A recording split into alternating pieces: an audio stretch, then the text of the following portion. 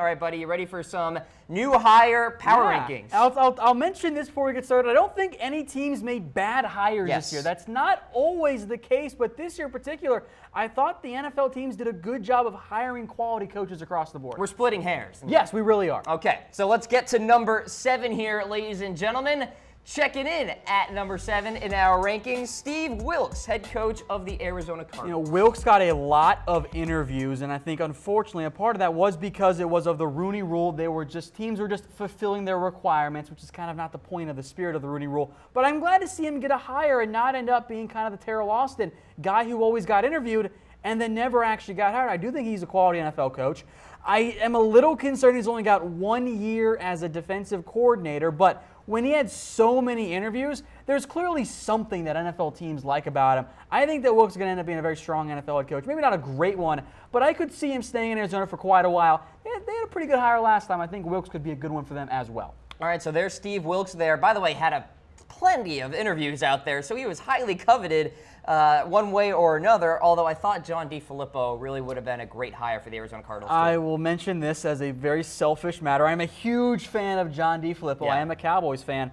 I would be okay if Filippo has a great year in it, wherever he ends up, because I think he'll be an OC somewhere, and then Jason Garrett gets fired and DeFilippo becomes the head coach. I think DeFilippo has a very, very bright future in front of him. So there are some changes going on with the Cardinals organization in terms of coordinators right now, so keep an eye out for John DeFilippo to be the OC there. He's going to be an OC somewhere. He's too good to not end up getting a job there. The Eagles could have lost Frank Reich. He ended up not getting a job, which kind of surprised me. Actually, I had really no real interviews. DeFilippo ended up getting all of them. But as it comes to Steve Wilks, look, I think it's a B or a C. I don't think it's a home run grade, but I think it's a solid one for Arizona, who, by the way, appear to be entering a bit of a rebuilding phase with a giant question mark at quarterback. If you are a loyal watcher here on Chat Sports, you know what to do. Throw in your votes. Give us an A, B, C, or D. If you think this is a failing grade, well, you're just way too pessimistic. So throw in your respective votes, and we will be tracking them here on Facebook Live. All right, so there is Steve Wilks at number 7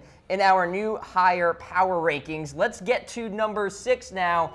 Mike Vrabel, Tennessee Titans, Tom. NFL teams love Mike Vrabel. They're very high on him. He is 42 years old with 4 years of NFL head coaching experience, 1 year as a DC, and he's already got a head coaching job. So NFL teams are super high on him. With that said, this might be a little early because the Texans' defense wasn't good last year. Now, injuries were a huge factor in that, and I know that Vrabel has the leadership qualities that teams want in their head coach, but it just might be a little too early. I think teams are hoping he becomes the Sean McVay of the defensive side of the ball.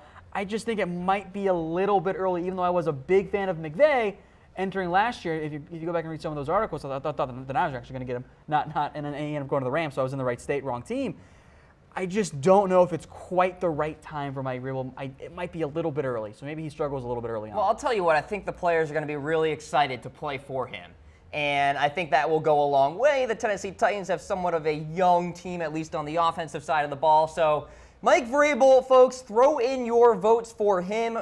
I'm going to go with a C. I'm going to throw up my laughing face. I think a C or a B is also fair here for Mike Vrabel. And again, C means average. Sure. That's not like a, this is not a, the high school grade, like, oh man, I got a C, I'm terrible. It's like, no. Grade inflation is a problem, by the way. Yeah, I couldn't agree more. A C is not bad still. I think that this is a fine hire for the Titans. I'm also I'm very mean in my grading scales at times. You're a tough teacher. I was a TA. They didn't like me at times.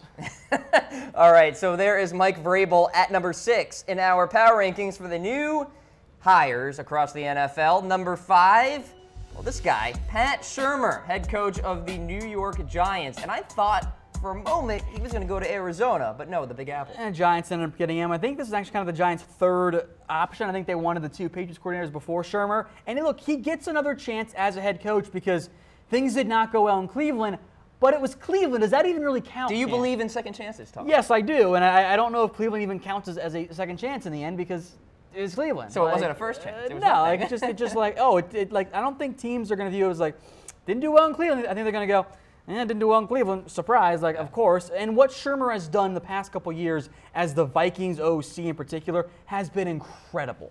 I am so impressed with what he did, making Case Keenum look competent, getting Case Keenum a lot of money. I think this is a solid B grade. Now, Shurmur isn't the sexy name like a Josh McDaniels, but I think he's going to be a really good NFL head coach. The only sad now thing, that he's out of Cleveland.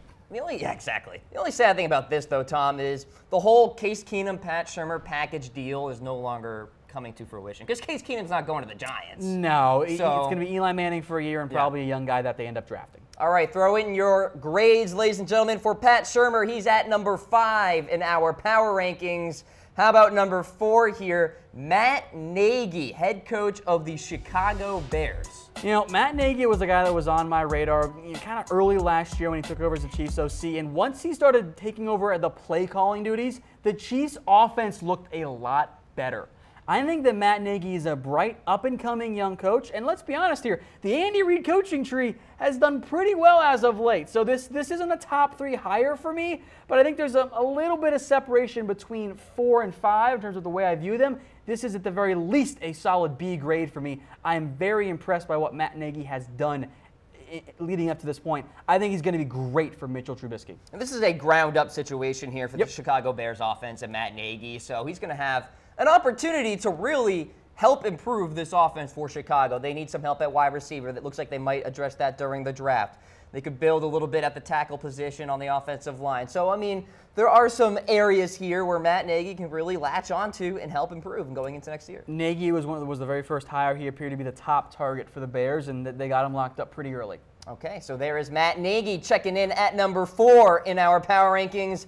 Number 3. This is not official because it, well, by NFL rules can't be, but for all intents and purposes, but it is. It is. Yeah. Matt Patricia. He is going to be the Detroit Lions head coach once that can be officially announced and he can sign and all that, kind of like we saw with Kyle Shanahan last year. With Patricia, I love his diversity in his background in the sense that he has offensive experience and defensive experience when it comes to coaching. He has coached both sides of the ball. I think that will matter a little bit more than maybe just being a DC. He's also highly intelligent. We're going to mention this for, I think, the last time because it's going to be repeated ad nauseum on NFL broadcasts. He is a former rocket scientist. And we're not kidding, like that's literally what he was. He is a highly intelligent man. He knows his background with Bob Quinn from the Patriots time together. I think he's going to be a really good head coach. I think the top 3, like there was a separation between 4 and 5, there's a little bit there at 3 and 4. You know what's interesting? The flow of Matt Patricia as a coach with the New England Patriots. So he goes offensive assistant, all right, and then he gets closer to the offensive line, right? Mm-hmm. So he's an assistant offensive line coach in 2005. Then he crosses the line of scrimmage, Tom. Mm-hmm. He becomes a linebackers coach, and then goes deeper to the secondary, becomes a safeties coach, and then becomes the defensive coordinator with the Patriots. Kind of a funny way for him to kind of climb that ladder there. But yeah, absolutely has that experience of working on both sides of the ball. Mm-hmm. Has 3 Super Bowl rings, by the way, which is nice, and he's not even a head coach yet officially. Mm-hmm. So I think it's a great hire. I think he'll do well with Detroit. The Lions certainly need to bolster their defense, especially that front 7. The secondary has its pieces there, so we'll see what he can do with Detroit. But let's stick with the whole New England coordinator theme here as we check in with number 2 in our power rankings, Josh McDaniels, head coach of the Indianapolis Colts. I love Josh McDaniels. I think there is a real argument that he was the number 1 hire this offseason. Yes, I know that things did not go well in his time with the Denver Broncos. Just don't let him be the GM. He's not going to be the GM in Indianapolis. I think he and Andrew Luck is a dynamite combo if Luck is able to stay healthy and if he recovers healthy. I think this is an easy A hire, an A-plus hire for the Colts and Josh McDaniels. I think he's going to have a lot of success. And by the way, McDaniels and Chris Ballard get along really, really well. They have a great relationship there in Indianapolis, so I think that'll go a long way. And I think for Chris Ballard's first try in terms of a new head coach, I think he did pretty darn well. I agree. Yeah, I totally agree. I think this is a really good hire for one Josh McDaniels. I think this was well done, or for the Colts in getting Josh McDaniels. I think he's going to have a lot of success in Indianapolis once they kind of rebuild some of the pieces around Andrew Luck. Now, you can make the argument that Josh McDaniels would be at number 1 in our power rankings if it weren't for this guy. Chucky is back in town. Jon Gruden checks in at number 1, head coach of the Oakland Raiders. Look, Jon Gruden was the white whale for quite some time. Like every NFL team and namely every NFL fan base was like, oh, how awesome would it be if we were able to get Jon Gruden? And no one did until Mark Davis steps up and says, hey, here's $100 million and done deal. It's amazing, isn't it? I do think there are some concerns with Gruden. He hasn't coached in a long time, but when you get Josh Gruden, like how is it not in A higher? You know, like it's a bit of a no-brainer, right? Like you have to do it at that point. Well, you look at the Raiders fan base, and it's already as energetic as all get out. And now Jon Gruden comes to town. It's almost like a blast from the past, too. All the nostalgic people in Raiders Nation are probably like, all right, let's go, let's get it. Chucky's back in town. And so I think it's really a fantastic hire, from the intangibles to the X's and O's to all of this. And Jon Gruden's not going to take any flack, by the way. I mean, if he wants to cut a big-time player, I mean, he will. He'll do it. So, I mean, that's why rumors about Michael Crabtree are coming out and stuff like that. I think I said Josh on accident. It's Jon Gruden. Yes. Let me make that clear that I do know who I'm talking about. Yes. It's Jon Gruden, Chucky, as I like to call him. So it's an A higher for me. Absolutely, no doubt about it. I'm throwing up my heart. I am giving this one an A in terms of Jon Gruden being the Raiders' new head coach. All right, folks, let's summarize our power rankings here. 7 through 4, there's Steve Wilks, Mike Vrabel at 6, Pat Shurmur at 5, Matt Nagy at 4. And then 3, 2, 1, Matt Patricia, Josh McDaniels, a couple of Patriots coordinators there. And then at number 1, the white whale, if you will, Jon Gruden in the Oakland Raiders.